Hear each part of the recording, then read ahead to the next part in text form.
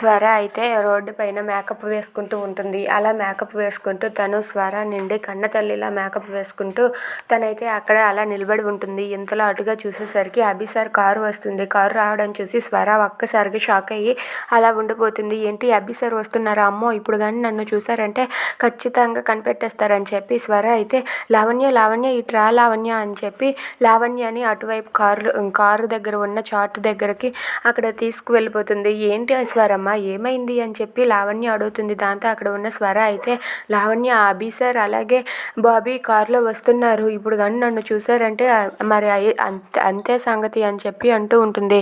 అది వినగానే అక్కడ ఉన్న లావణ్య ఒక్కసారిగా షాక్ అయిపోతుంది. ఇంతలో అక్కడ ఉన్న అభి సార్ కారు అయితే వాళ్ళ ముందుకే వచ్చి ఆగిపోతుంది. అక్కడ ఆగిపోవడంతో అక్కడ ఉన్న స్వర లావణ్య ఒక్కసారిగా షాక్ అవుతారు.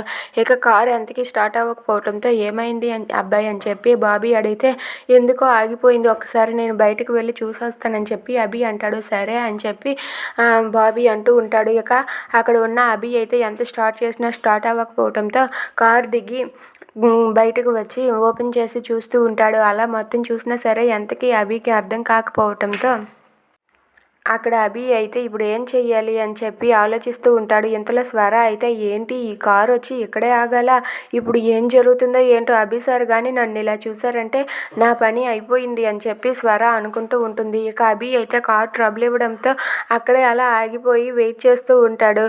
ఇక అభి అక్కడే ఉన్న స్వరని చూస్తే ఏం జరుగుతుంది. If you like this video please like, share and subscribe. Thanks for watching.